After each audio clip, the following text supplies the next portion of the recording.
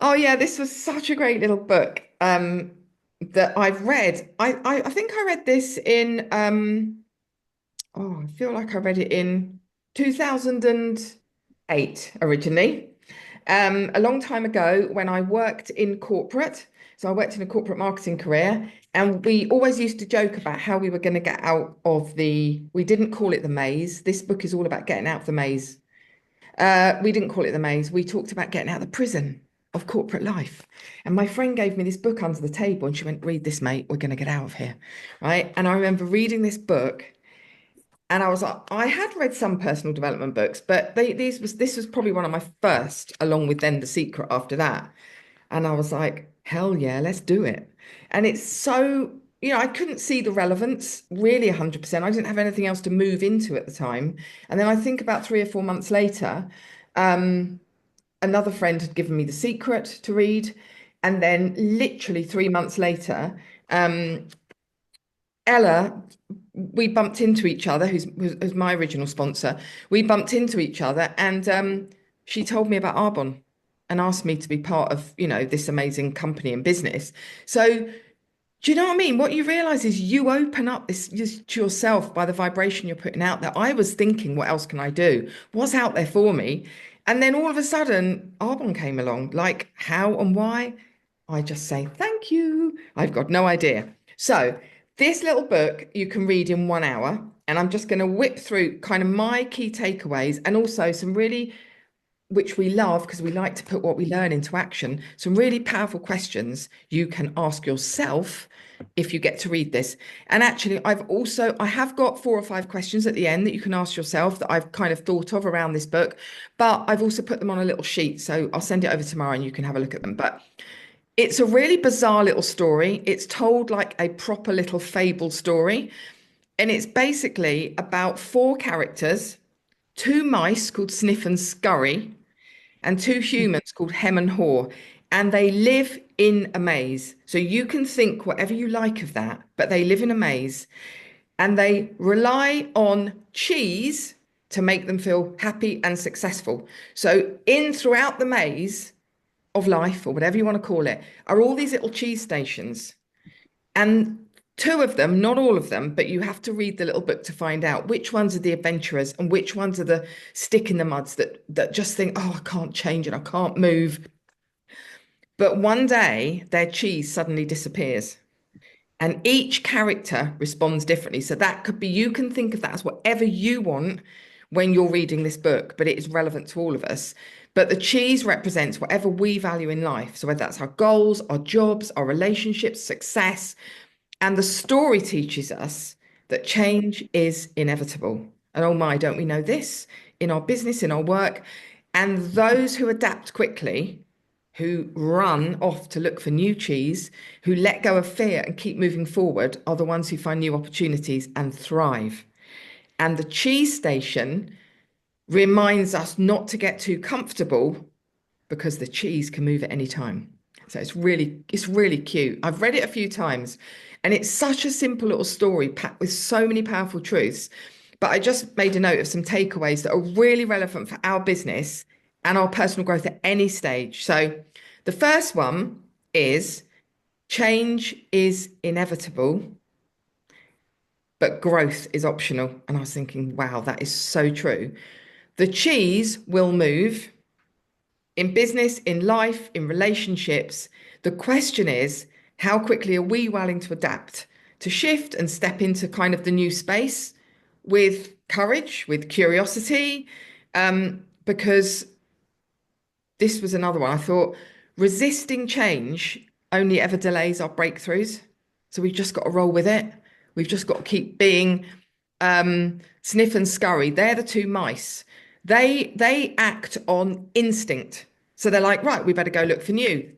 The 2 little guys that are in it, they spend all the time thinking about overthinking stuff. They're in their past. Well, why has this happened? What's wrong with where I am now? The mice just go with it. They just run. We're going for new. There's nothing left here. We've got nothing to eat. We got to go. So that's number one. Number two is, what would we do if we weren't afraid? So this one kind of really gets you because it's like fear loves to um masquerade itself, I suppose, as logic. Because when we think of fearful things, we think, oh, that's real. Well, no, it's not. It's just some crazy thought we had in our head. But it often keeps us playing small. So it's almost about what's that one bold move we could all make this week if fear wasn't steering the wheel. So was another really good one. The third thing was smell the cheese often. This is a bit weird, but you'll get it when you read the book. Smell the cheese often so you know when it's getting old. And that could be habits you've got in our business. It could be people that you are so wishing to blast that life back into, and the flame's gone out. So do you know what? Go look for some new cheese. So stay alert. So what worked last year, which we know so much as well in this business, we could look back at pictures of Maya, and I could look back at pictures 10 years ago at our teams, and we could go, oh, there's me and Maya. There's Jane, there's Liz, where's everyone else gone? So what worked last year may not serve us now. So whether it's a mindset strategy or routine, check in. Is it still fresh and aligned? Or is it time to refresh? So the quicker, so that I thought that was really good as well. Like smell the cheese. Often they talk about that because there's so much remorse and regret from the two little people in the cheese, in the maze, because they don't move on. And then they're scared they're going to miss out because they get left behind, but they didn't go first. So anyway, it's brilliant from that perspective. And the fourth thing is the quicker you let go of the old cheese, the sooner you're going to find new. And it's going to smell really fresh and new. So if you hold on to the way things used to be, it keeps us stuck. We all know that. And there's so much magic waiting on the other side of letting go. So it's almost like trusting what's ahead is definitely better than behind. And that is actually so poignant when I was just mentioning about Stian Mork talking about the growth, the current growth that Arbonne is in, right? It's trust us trusting what is ahead. We are definitely going into two new countries. Hopefully, fingers crossed, with all the will that those people are doing, 45 new people will become new national vice presidents. I mean, imagine how much more volume that is. Imagine how many more people that means must be using Arbonne for that to even happen, to create those massive numbers in dollars and in products, And the fifth thing is move with the cheese. So flow with it, evolve, reinvent. Be that kind of heart-led business owner and grow with the times and not be defined by it. So I just think, that can really work. And so I was really inspired by Liz last week because when she was doing the success principle, ask, she actually then said, and this is what I've done this week. This is what I've implemented. It's not just like, oh, I've read the book. Right, that's nice. Right, what's next? She said what she'd implemented. So thank you, Liz, for inspiring me that because I thought, actually, what have I done to implement this book, right, this week or last week? Because I read it a couple of weeks ago now.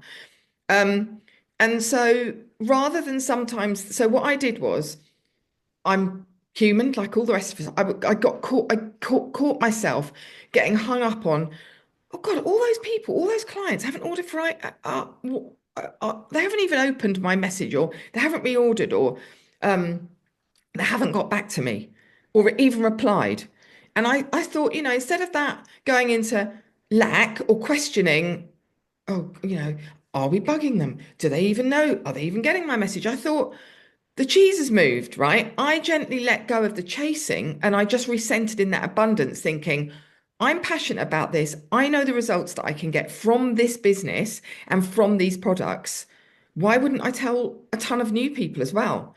So I reached out to new people, started fresh conversations, and that, then some of those clients came back, but I wasn't holding on to them. And that shift in energy made all the difference. Number two, I then followed up with some new prospects that I'd maybe been hesitant to message or thinking, well, they said they'd get back to me and they haven't. And they did say they're interested in the business, but, I wonder what's holding them back. But part of me wondered, maybe what if it was too soon? What if they say no, they're up to something else? But a couple of them said, actually, I am interested. It wasn't the time last time, but maybe we should have another conversation now. Let's have that coffee that we hadn't had. So sometimes the only the only thing between us and the new cheese is that one new action. And And then finally, I love doing this anyway, but I really gave myself permission to look for opportunities in new spaces and with new people. And, sometimes you can hang around in the same virtual circles, the same networking circles, you're having the same conversations. And so it's just about finding, maybe some new groups or some new I don't know, new events that you might not have gone to before. Or you might have gone there before thinking, well, I'm going with this attitude, but I've been just to a couple of new ones and it gives you really great new energy. And at the end of the day, the maze is big and the cheese is everywhere. And we just have to keep moving. So this book really talks about all those, and it starts with a bunch of college students who are meeting at the end of a semester or at the end of maybe at the end of college. And then one of them talks, so they're all sitting around and one of them talks about, has anyone read that book, Who Moved My Cheese? And they'll go, no, no, no, what's that? And so the book is a guy telling the story of Who Moved My Cheese. It's a really lovely little parable. Anyway, from that, I thought, actually, we all want to take action, don't we? So what questions could we ask ourselves? So I just put down like 3 or 4 little questions that you could ask yourself. And I have got this on a little sheet, so I'll send it to Maya. So the first one to ask ourselves is, where in your business do you feel the cheese has moved? Remember, the cheese is opportunity, goals, life, health, food, right? Where's it moved? And are you still hanging around like the 2 little guys in the book, not the mice, they went off? Are you still hanging around the old cheese station? Um, and so the easiest thing to do, ask yourself on that is, what's no longer working and where might we be resisting change? So that was question one. Question two is, what would you do this week if there was no fear holding you back?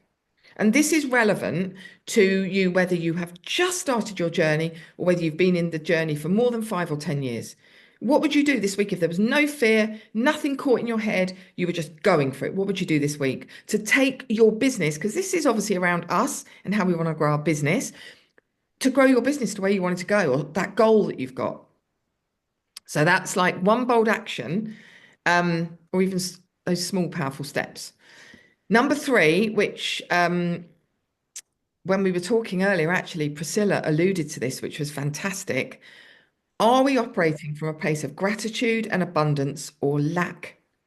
So that's a really good question to ask ourselves. Are you operating from a place of abundance or lack? Simple as that.